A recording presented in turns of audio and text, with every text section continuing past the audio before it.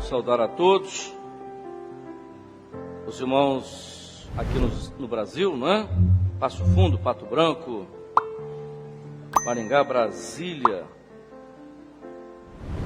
Florianópolis, Unai, Vale do Aço, Teixeira de Freitas, Barreiros, Framingham, nos Estados Unidos. A todos, né?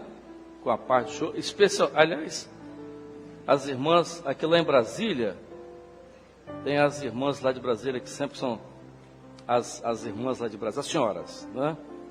E sempre me perguntam, eu vou falar, mês que vem é o mês do meu aniversário, e as senhoras oram sempre pelo meu... As irmãs de Brasília, que sempre me perguntam, abril é o mês, né? Eu estou completando 35 anos há muito tempo, então as irmãs lembram, digo, olha o presentinho daquele, né? As minhas queridas lá de Brasília, e as outras, mas Brasília, porque elas sempre me perguntam. Vocês sabem que as irmãs de Brasília eu gosto mais de mim do que dos pastores de lá, e elas estão certas, porque eu gosto delas e os pastores só gostam de jovem. Eu não gosto de jovem. Tá. Não gosto, mais ou menos. Então as irmãs também, que estão ouvindo aqui, dizem, olha, por Amadeu, é abril, aniversário dele, o presente. Aí depois elas me perguntam depois, e o presente? O presente chegou. Então, um outro presente, abril, né? Que é o mês, né? Do aniversário, está tudo certo. Então, já sabe. Tudo bem. Muito bem. Um assunto novo, não é? Vamos lá. Esther. Sucedeu nos dias de Assuero, o Assuero que reinou desde a Índia até a Etiópia, sobre 127 províncias, que assentando-se o rei Assuero no trono do seu reino, que estava na fortaleza de Suzã, no terceiro ano do seu reinado, fez um banquete a todos os seus príncipes e servos, estando assim perante ele o poder da Pérsia e da Média, e os nobres e príncipes das províncias, para mostrar as riquezas da glória do seu reino e o esplendor da sua excelente grandeza por muitos dias, a saber, 180 dias. O livro de Esther, quando se vê síntese da Bíblia, né, no começo a gente falava muito sobre síntese da Bíblia, quem dava esse assunto era até o pastor Dodge. Na síntese da Bíblia você vê os livros da Bíblia, os Pentateucos, você tem os livros históricos, né? Você tem os livros históricos, você tem os livros poéticos, você tem os livros chamados livros profetas, os profetas maiores e menores, né? Profeta maior e menor não significa que o profeta era maior porque era mais alto e mais forte, não. É o tamanho do rolo, né? O tamanho do livro. Então, você tinha isso. Então, o livro de Esther, como o livro de Ruth, como o livro de Esdras, são livros colocados como livros históricos. Então, o livro de Esther era tido pelos estudiosos da Bíblia como um livro histórico, era história, né? Havia até muita controvérsia sobre o livro de Esther, porque é um livro diferente, um livro que fala de vingança, aquela coisa toda.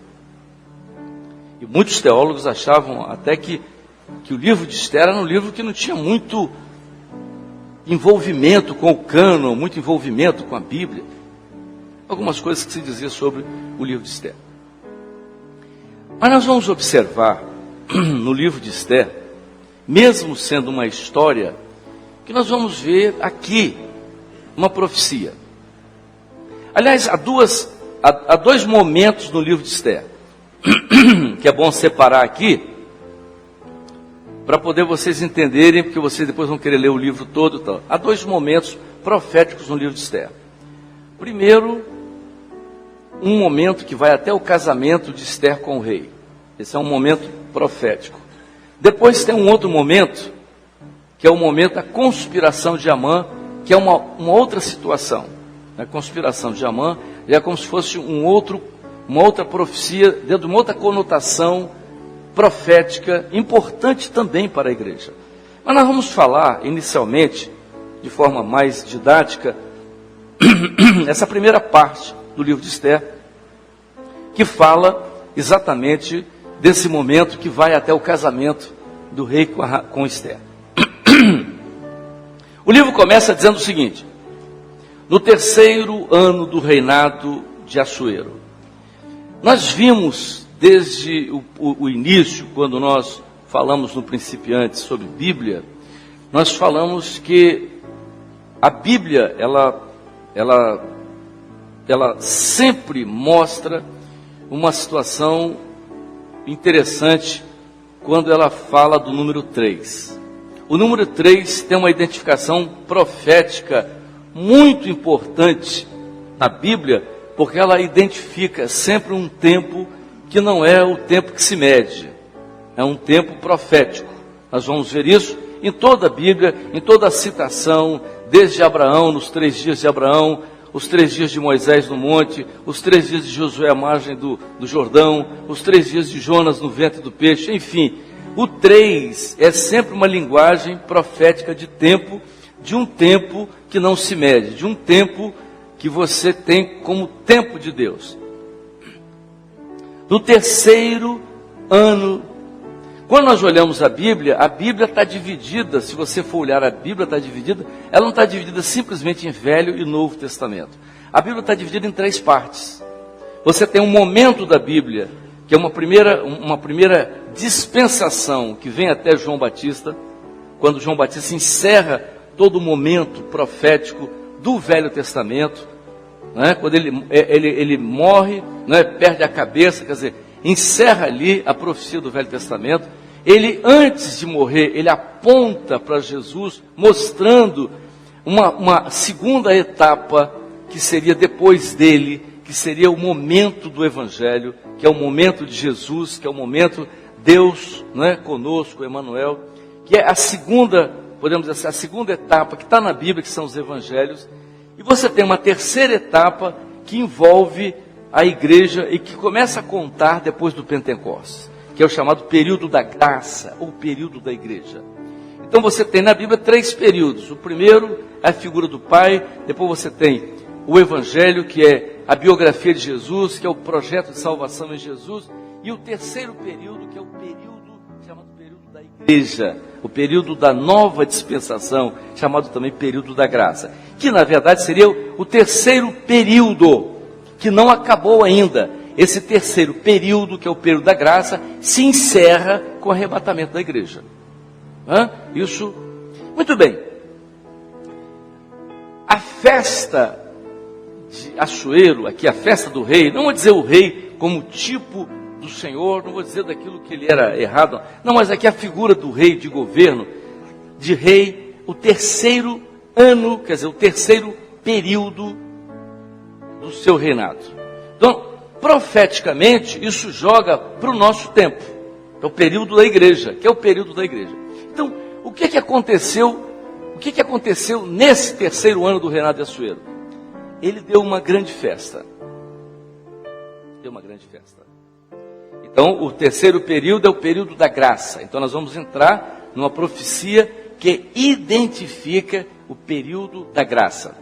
O rei deu uma grande festa. Então, o que é o período da graça? O período da graça é uma grande festa. Por quê? Porque o Espírito Santo foi derramado. Então, é a grande festa do Espírito, quer dizer, é a operação do Espírito Santo na vida da igreja. Então, é uma grande festa. Então, ele começa a falar que a festa foi dada, nesse início de festa, que foi os primeiros 180 dias, a festa foi dada e se convidou os maiorais, os maiores, os príncipes, o poder da Média, da Pérsia, enfim, todos esses foram chamados nesse período inicial da festa. O que o rei queria? Qual era a intenção do rei? O rei queria mostrar a todos a grandiosidade do seu reino, ou seja, a beleza do seu reino, o esplendor do seu reino. Essa era a intenção do rei, mostrar. Meus irmãos, a graça, a festa da graça, Deus quer revelar, mostrar o esplendor e a riqueza do seu reino, a beleza do seu reino. E é isso que o Senhor quer fazer. Não é simplesmente uma festa normal, não. A festa tinha como objetivo, ele queria que as pessoas vissem que a grandiosidade do reino. Quando a graça foi derramada exatamente para que a igreja tivesse acesso, não é, à graça maravilhosa, ao poder de Deus, a entrar nas mansões celestiais, a ter contato com a grandiosidade do reino de Deus, daquilo que o Espírito Santo faz. Quando, às vezes, não é, os servos são levados a momentos especiais, em igrejas, em momentos, eu conto a experiência daquele irmão, não é, lá no CTI, quando o varão chegou lá para cuidar dele, levou ele chegou no final do corredor passando mal, e aquele varão, que ele não tinha reconhecido, ele disse, olha para frente. Ele olhou para frente, estava no final da parede, e ele estendeu a mão, o varão estendeu a mão e disse, olha para frente. Ele olhou para frente, e a parede desapareceu, e diante dele apareceu uma cidade linda, as casas eram de ouro, as ruas brilhavam, e ele viu uma cidade linda, maravilhosa, o esplendor do seu reino. Quando o rei deu a festa, ele queria que os convidados vissem o esplendor e a grandeza do seu reino. Era essa a intenção do rei.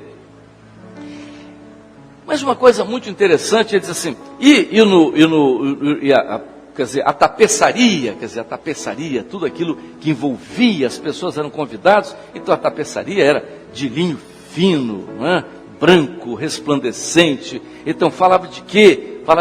Que fala isso? Fala da santidade, da pureza. O reino que Deus nos chamou é disso, de santidade, de pureza. Tinha a prata, que simboliza a redenção, que fala da redenção, o ouro do poder de Deus. Mas aconteceu um fato muito interessante nessa festa, e é que eu chamo a atenção de vocês.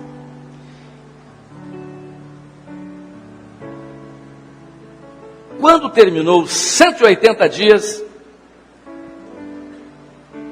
ele deu uma festa de 7 dias. E essa festa, os 7 dias da festa, era o último período da festa. E o rei fez uma coisa interessante. Agora, ele não chamou mais os maiorais, ele chamou todos, do maior ao menor. Todos foram chamados. E diz o texto da Bíblia que o rei estava muito alegre. Ele estava numa alegria, e por causa dessa alegria, havia vinho em abundância. Vinho em abundância. Meus irmãos, quando a igreja começou, diz o texto lá em Atos, que havia na igreja abundante graça.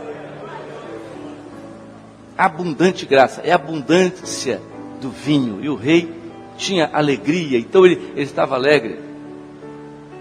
E ele mandou que servisse vinho aos convidados. E agora vocês vão deparar com um fato muito interessante. E disse o rei aos maiorais da sua casa: distribua o vinho, mas os copos, todos os copos eram de ouro. Todos os copos eram de ouro. Mas nenhum copo era igual ao outro. Os copos eram todos diferentes.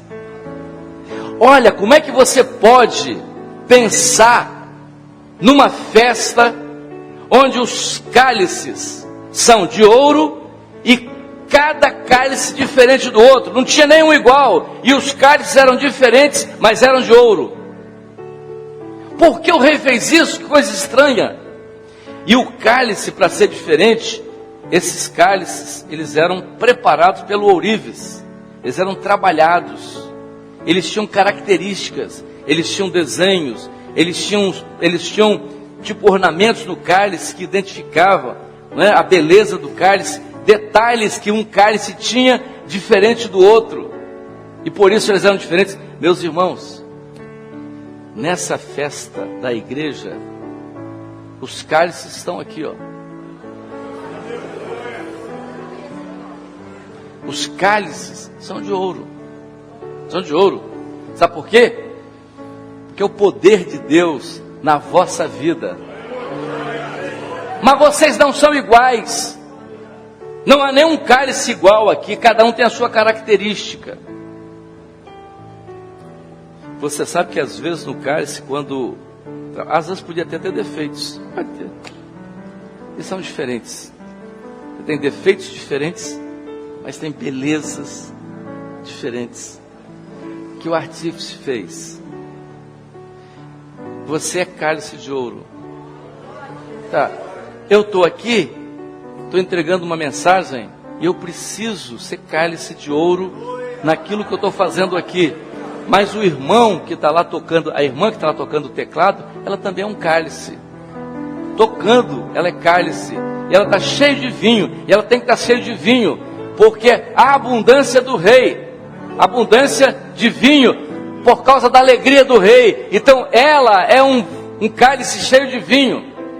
Como você que não tem uma função na igreja, você diz, eu não tenho função nenhuma na igreja, eu não canto, eu não sou do grupo de louvor, eu não toco instrumento, eu não sou diácono, eu não sou isso, mas você é cálice de ouro, diferente da função, porque você ora e o Espírito Santo enche a sua vida.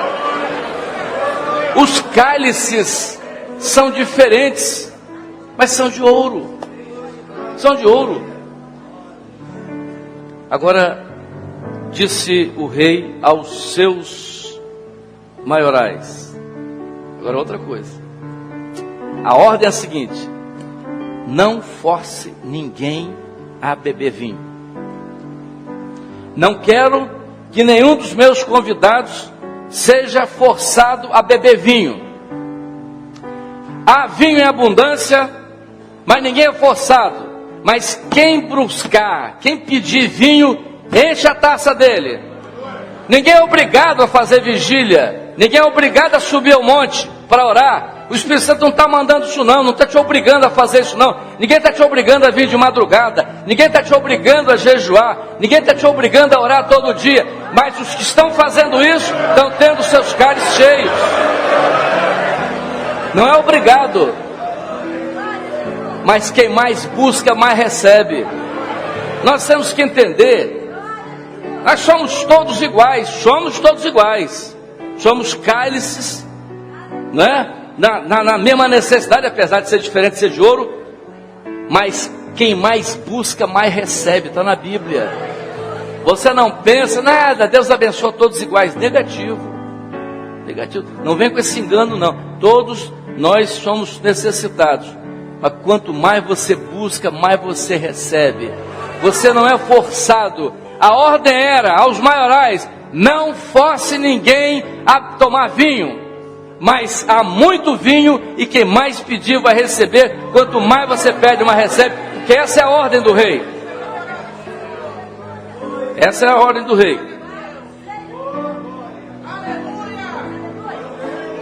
Glória a Deus. Passa ao próximo. Meus irmãos, a profecia, a festa, nós estamos na última semana da festa. Já passaram 180 dias. E o rei estava muito alegre. E a alegria dele era tão grande que ele disse assim: bom, eu vou terminar a festa com o casamento, né? Vou trazer a rainha para apresentar. Ele estava muito alegre, né? Vamos trazer a rainha agora, vamos trazer a rainha, vou apresentar a rainha para todo mundo. Eu já apresentei a beleza, já apresentei. E veja só, na última semana da festa, sabe onde era a festa? No pátio do palácio. Não era dentro do palácio, no pátio do palácio. Nós estamos no pátio do palácio. Daqui a pouco nós vamos entrar para dentro do palácio, né? Quando a última trombeta tocar, nós vamos entrar para dentro do palácio. Por enquanto nós estamos no pátio, mas já estamos vendo a grandeza, o esplendor, já estamos vendo. Mas ele mandou chamar Vasti. quando o eunuco foi lá chamar Vasti, Vasti mandou um recado para ele dizendo assim: estou numa festa.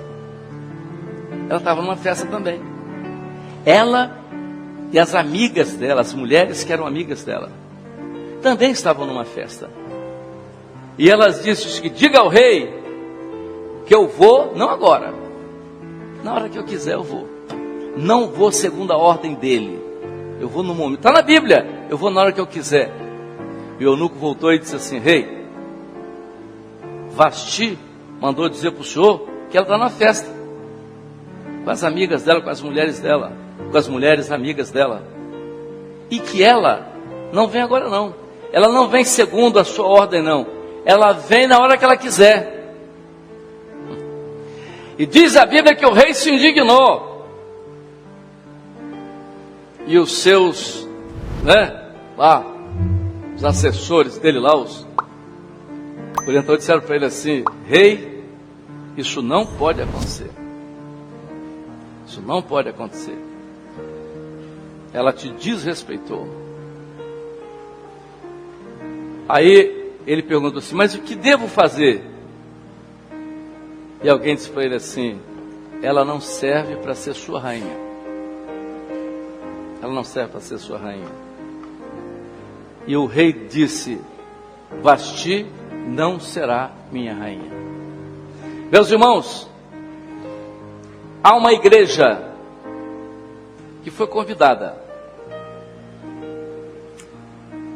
mas ela tem a sua festa, com as mulheres que estão junto com ela, as religiões que fazem parte daquilo que é essa igreja. A festa dela está lá, paralela com a de cá. Não sei o que tem na festa dela, só que não tem os vasos de ouro, nem a abundância de vinho, com certeza, porque a riqueza é do rei e não dela. Essa está na sua festa e ela quer vir para a festa do rei e casar com o rei na hora que ela quiser, na hora que ela estiver disposta e segundo a vontade dela, não segundo a vontade do rei. Esse é o tipo de uma igreja que está aí, fazendo a sua vontade, andando no mundo como está, vivendo a sua festa e querendo ir para o céu, querendo ser arrebatada. O que vem a mim de maneira nenhuma será lançado fora. Não, você não veio, e por isso a ordem foi para que outra rainha fosse providenciada. Escolha, tem que escolher uma outra, uma jovem. E quando tudo estava sendo preparado, existia uma jovem, Esther. Esther não tinha ninguém por ela. Ela tinha sido criada pelo filho do seu tio, ou seja, era primo dela, e a tinha criado como filha. Esse homem se chamava Mardoqueu. E Mardoqueu tinha criado Esther desde pequena, ensinado a Esther como se comportava. E quando ela se tornou moça, que veio aquela convocação, ele chamou Esther e disse: você vai lá para o palácio, vai lá, ficar junto do rei, você vai lá, e eu vou te preparar, E diz a Bíblia que todos os dias Mardoqueu ia lá, via como é que estava Esther, orientava Esther, dizia como que ela devia se comportar, como ela devia se comportar diante dos outros, diante das outras mulheres, como ela devia se comportar no palácio, via o que ela precisava, a necessidade dela, e todos os dias ele orientava a Esther. É isso que o Espírito Santo faz com a igreja. Todos os dias ele fala com ela, todos os dias ele orienta, todos os dias ele corrige, todos os dias ele prepara, porque vai chegar uma hora em que ela vai estar diante do rei e ela vai ser escolhida. Ela vai ser escolhida, porque ela é a igreja fiel. É a igreja fiel. Meus irmãos, nós estamos vivendo uma experiência muito interessante com relação à igreja. As pessoas às vezes ficam pensando. Esses dias eu vou contar uma experiência aqui do pessoal lá eu conto uma experiência do pessoal lá do Rio. Tem um pessoal, e ele fica olhando para a igreja, ela tem uma beleza, uma característica que só ela tem. Ela pode falar mal, pode falar o que for, aquela coisa. Eu não estou falando de A, B, C, eu estou falando de irmãos. Nós temos irmãos em muitos lugares, é claro, não irmãos em outros lugares, em outras igrejas, tudo certo, não vou entrar nesse detalhe. Oh, a obra é só Maranata, nós nunca dissemos isso. Mas Deus tem feito uma coisa no nosso meio muito bonita. A igreja que Deus tem levantado, a Esther que está aqui, ela é muito bonita. E diz a Bíblia, e diz o texto aqui, que Esther era muito bonita. E o rei, quando a viu, a amou por causa disso. E é umas coisas que o Espírito Santo faz, nos preparando. Esses dias aconteceu um fato interessante, eu fiquei parado, eu fiquei pensando, Maurício me contou a experiência, eu fiquei pensando que coisa linda é essa relação, da igreja com o Espírito Santo. O grupo estava voltando do Rio. Eles foram de carro, porque houve um problema de avião, então eles foram de carro, o trabalho, estavam voltando. Na volta, à meia-noite, BR-101, deserta, eles estavam orando dentro do carro, e o Senhor disse assim: a primeira entrada à direita, entrem, porque hoje eu vou operar salvação. Foi de doido, né? Andaram, chegaram lá na frente, tinha uma estradinha, uma ruela, sei lá, alguma coisa, uma estradinha. Eu tinha para entrar aqui, não tem nada, né? Entraram, mato dentro, nada, e andaram lá na frente, tudo escuro lá na frente, estrada de chão, lá na frente, tinha uma casa grande, devia ser uma casa de fazenda, uma casa de propriedade rural, casa grande, aí iluminada. Aí pararam o carro no pátio da casa, abriram, o pastor saiu gritando lá: ei de casa, aí abriu a janela: é um pastor, Deus me mandou aqui orar por alguém. A mulher abriu a porta: glória a Deus, eu sou uma crente desviada, minha filha está doente, eu não tinha ninguém em casa, e agora há pouco eu dobrei os joelhos e disse: Senhor, manda um servo teu aqui agora. Manda um servo teu aqui agora. E o Espírito Santo estava lá, no meio daqueles irmãos, disse: entra ali, vai lá, eu tenho uma bênção para dar. É isso que identifica uma igreja, é isso que identifica vasos de ouro, onde Deus está derramando do seu vinho, com profusão, para operar nesse momento. E é isso que Deus tem feito, nessa hora, nos momentos mais difíceis, de lutas, mas Deus tem operado. Esther foi separada. Esther foi a escolhida. Ela não tinha ninguém. Nós não temos ninguém. Não temos pessoas importantes, não temos ensinos importantes, não temos pessoas superdotadas, não temos pessoas especiais, mas nós temos a graça. Nós temos o Espírito Santo. E a festa está aí. E a festa está aí, colocada para a igreja nesse momento, nessa última hora, quando o Espírito Santo quer operar de maneira especial, no culto, a alegria, a bênção, a presença do Senhor, os dons espirituais, a ministração dos anjos. Meus irmãos, nós estamos vivendo uma grande festa. Interessante e passeava Mardoqueu cada dia diante do pátio da casa das mulheres, para se informar, como Esther, o que estava acontecendo com ela. Meus irmãos, o Senhor tem feito isso todos os dias. E quando o Senhor nos corrige, é porque Ele nos ama. Quando o Senhor às vezes vê detalhes em nós, simples, coisas pequenas, a gente fica às vezes aborrecido, O Senhor revelou, mas revelou. Porque Ele ama. Porque Ele está te aperfeiçoando.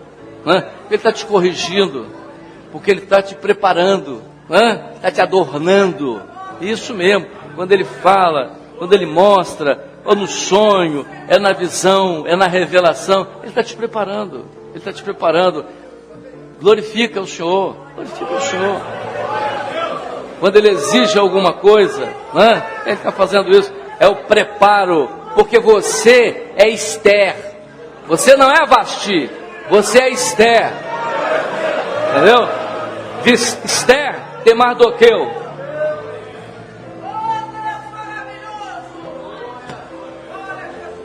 Glória a Deus. Glória a Jesus. Aleluia. Quem é esta que aparece como a alma do dia? Glória a Deus. Formosa como a lua, pura como o sol, formidável como exército com bandeira.